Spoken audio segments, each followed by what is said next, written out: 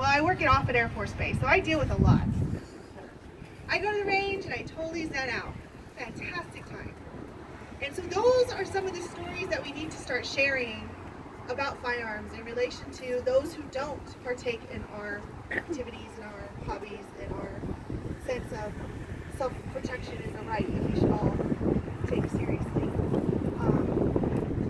We don't get a lot of media, but there is one person in particular from a radio station in Omaha who I'm really proud to have in our community, because in his various conversations that he has about what's going on locally and what's happening in the nation, he's done a great job in simply and practically advocating for the fundamental right to self-defense, the importance that we as citizens understand that we are our first responders, right?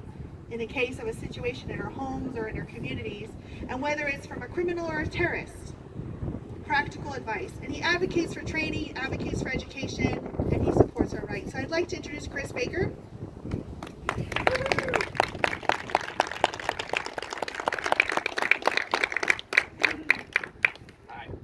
Hi, good afternoon. My name is Chris Baker, and it's a great pleasure to be here. And it's also inspiring to see all of you that have decided to come out in these breezy, chilly winds, missing lots of $8 cups of coffee that are sold around town.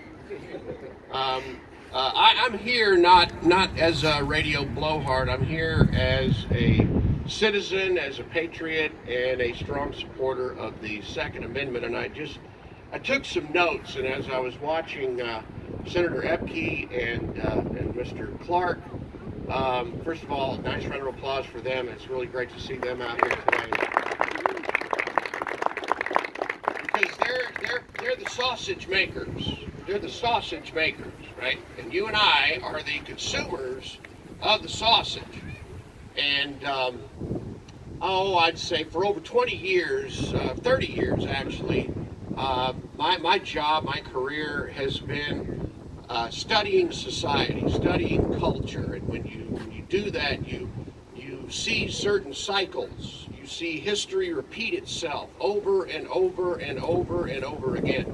And as I was sitting here and watching Mr. Clark speak, and he's going through all these laws, and we got to do things about these laws, I would just like to point out, you notice that the people making the laws make really stupid laws. And not every member of the unicameral makes stupid laws or pushes for stupid laws, but there are a lot of people pushing for stupid laws. The reasoning behind them I can't quite figure out, and the frustrating part for me as a social commentator is that I sit back and I watch while the citizens, the consumers of the sausage, are constantly left waiting. We're constantly left waiting. So I was driving down here and I was writing notes at about 83 miles per hour. I do love that 75 mile an hour speed limit coming down here, because, you know, if it's 75, you can do like 80 or something. And then when you go to court, you can go, oh, well, maybe we're just not calibrated. And then you get out of that ticket. Anyway, on my radio show this week, and we've been talking about over the last couple of weeks, we've been talking about the University of Nebraska. And there is a big fat pile of nasty communists over there at that university. I've said it before, I'll say it again. My name, for anybody writing this down, is Chris Baker. All right, so we're all clear where all this comes from. They're using our state resources, teachers, administrators, grad assistants, they're using our state resources to intimidate students, to post propaganda on the buildings that we pay for. And the propaganda speaks against borders, language, culture, the rule of law. It speaks against capitalism, the one system that has lifted billions of people out of abject poverty throughout history. Now, I know that some believe, and in my conversations, trying to get people from the university to join us on the big show,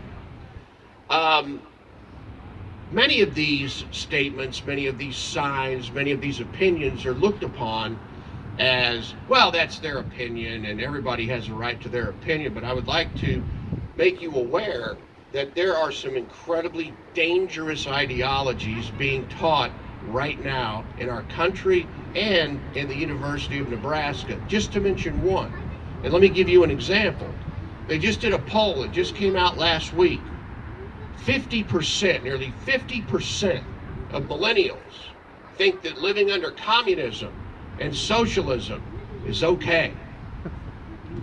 They have not been taught the history of communism and socialism, and in fact, just this week, the over 100 million people slaughtered based on the ideology of fairness and communism and socialism was recognized this week. 100 million people died.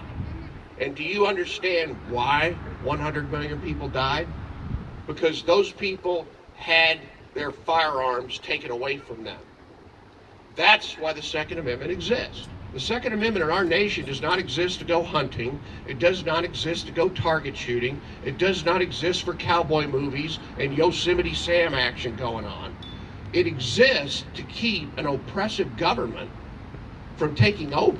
I mean, if you look at the world, if you look at legalities, and I'm no lawyer, but it's only government that can use force to accomplish their goals. And who holds them accountable? Anybody who wants to hold them accountable can find themselves living in, ended up in some ditch somewhere with some guy with a bulldozer. That's pretty graphic. We hear about social justice now. Everybody's about social justice. Oh, we've really got to work hard for social justice. Social justice is nothing more than a cleverly disguised agenda to use the force of government to separate the average everyday citizen from the property they own and from the freedoms that they enjoy. Social justice is using the force of government to coerce individuals into acting unnaturally and punishing them when they refuse. What I do, and what I know every American does, average everyday citizens, we the sausage consumers, we live our lives based on results. Okay? We want to do something, and then we have to accomplish that thing. We can't go to our boss and say, well, boss, I really intended for this to work, but I'm going to need more time, and I'm going to need more money, and we're going to have some hearings to find out why the alternator that I put in backwards doesn't work. Okay? In this building, it's intentions, and that is dangerous. And again, not all members of the unicameral operate from this position, but a lot of them do. They love intentions. They love being judged by their intentions. But when their intentions do not have an outcome, or the outcome from their intentions is not a good outcome for you, then what are you told? Well, we need more time. We're going to have some hearings. We need more spending. We need more money. We're going to have to take a look at that. And while they're taking a look at that, you and I are just left flapping in the breeze like a windsock. There's right now an organization called the Council of States Government who is lobbying your unicameral to stop putting people in jail.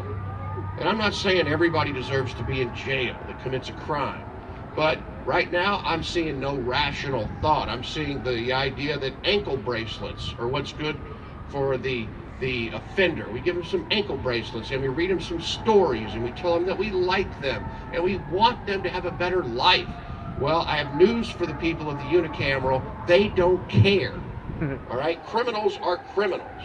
They don't care. These are the results of what has been set up in our society, all right, by constant hearings and thoughts and more financing and living based on intentions. And I will close with this little observation right here. And again, thank you so much for your time.